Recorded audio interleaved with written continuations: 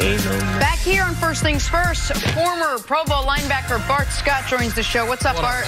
What you can't be talking on the intro, man. I know you've been doing other shows and everything. We run a tight ship around here. You understand? Yeah, I saw you go in the back and crack the whip to the makeup artist in the back, man.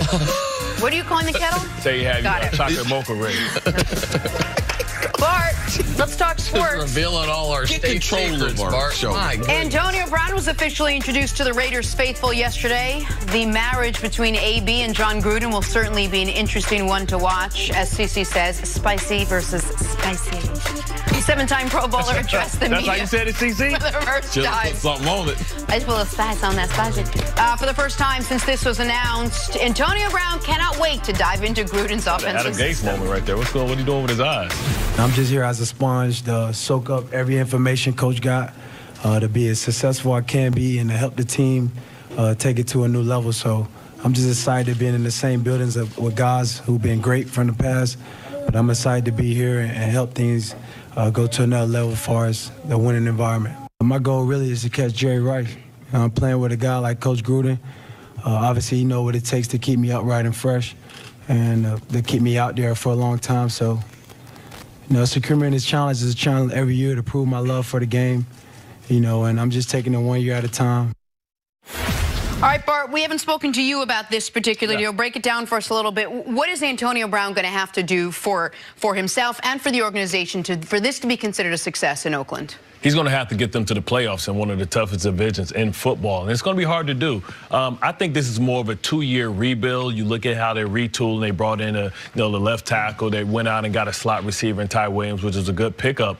But I don't know if going forward, Derek Carr is going to be on this roster next year because they have the 2 picks next year. By next year, you mean 2020? 2020, and his contract isn't guaranteed. This is the last year of his guarantee. So I think that this is a 2-year plan, and they want Antonio Brown here this year, but I don't know if next year. I don't think this is the best destination for him. I think it's a good destination for him, but I think still going to Green Bay would have put him in the mix for a Super Bowl this year in the near future. If he doesn't get these guys to the playoffs, it's going to be a failure, and I think it's going to be hard to do because you see what Kansas City is doing. You see what the Cleveland Browns are doing. You see what the Baltimore Ravens are doing. You see what my New York Football Jets are doing. A little mistake there. Wow. That Beckham thing just all in my head. But listen, what are they smoking? It is all about 2020, though. Right? Like, the Raiders don't have to be in the playoffs next year for this to be, and people are like, they shouldn't have got Antonio Brown. They got to take a step forward. The offense has to show a pulse. This year, they are either going to draft, I believe, they're either going to draft one of these 2 quarterbacks, or they are just going to, if they can't get one of those 2 quarterbacks, it is a final trial year for Derek Carr. I think they're fine with moving on from Carr this season if they're able to get one of those quarterbacks, if they like one of those quarterbacks. But I think everything the Raiders have done has been building towards the first year in Vegas. The Khalil Mack trade, building towards the first year in Vegas. Getting Antonio Brown and recognizing you have him under a multi-year contract. Being non-committal on the quarterback. All of that, to me, is building towards Las Vegas with this interim season in Oakland. Now, they can't have another disaster year where through 11 weeks they're the worst team in football like they were last year. But I don't think they have to be great this season. They just have to show progression to where the Vegas fans are excited for the team that's coming into town. I feel like we keep dancing around whether Derek Carr is going to be with this organization or not. If he is, if he isn't, is he the guy, is he not? What is the deal with Derek Carr? Do you see this organization moving forward with him as their quarterback? Well, I'm like Bart. I just keep my options open. I don't have to commit to him long term. I do have a wide receiver. We saw last year he did have a tight end. Their tight end was very good in Gruden's system. And I'm just believing, because I know Antonio. Antonio is a gym rat. Gruden sat down with him the last couple days, and they looked at every play that he had with the Pittsburgh Steelers. Looked at over 400 pass plays. Every position he was in the offense. That's why Gruden came in, said he can play the split end, the X receiver, in the boundary. He can play to the flank receiver. He can play in the backfield. Gruden is going to have to show. So for me, I'm with Bart to a certain degree. It's a tryout for 2 years. But I believe that they're going to show enough offensively that you could get fooled potentially who Derek Carr is because of Antonio. Man, Antonio's getting ready to put up numbers. He's going to put up 100 yards. He does not get hurt. He's very, very durable. He's a very smart football player, and he gets a lot of yards after the catch. So you don't have to flight the ball down the field 40 yards, Bill, to get productivity. So I think that he is, man, a dream come true for Carr. But, man, Carr is going to have to be successful with him.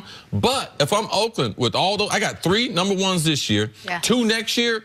Man, I'm going to take me a quarterback. And because how do you load up, right? The new motto is young quarterback, go out and get they're like draft capital. So they're perfect. You think about Fromm coming out, Herbert coming out, and Tua coming out in the next draft, where they're going to have 2 first-round draft picks as well.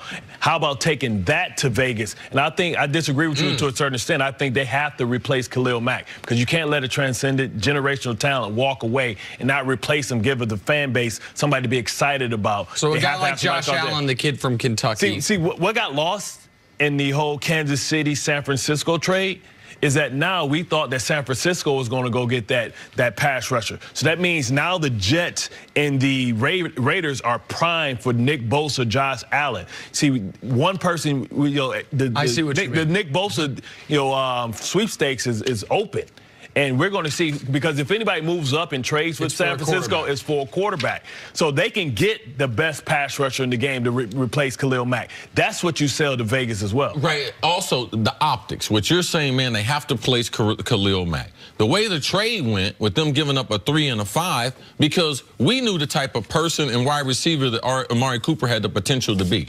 They got that one because they have AB. So they don't look foolish as far as the wide receiver. I do agree with you, man, wholeheartedly. They have to get a dynamic pass rusher so that people stop talking about Khalil Mack. And in this year's draft, I'm going to tell you, there's 2 quarterbacks that I like in the first round, not in love with the rest of them. But if you told me in this year's draft, you can only draft 2 offensive players, and that's the quarterback, even though there's guys with grades, offensive grade, I could draft 30 defensive players. Man, it's about 30 to 35 blue-chip defensive players. So it is very important that they get a star or 1 or 2 in that first round on the defensive side of the ball, because that will replace the Khalil Mack like they did with AB and Amari. The justification for Gruden's, all the moves Gruden has made pre-Antonio Brown, which at the time a lot of them seemed curious, aside from the veteran, bringing in Jordy Nelson, guys like that, it was he wasn't sold on his quarterback, and he realized we're going to need to accumulate draft capital to get the next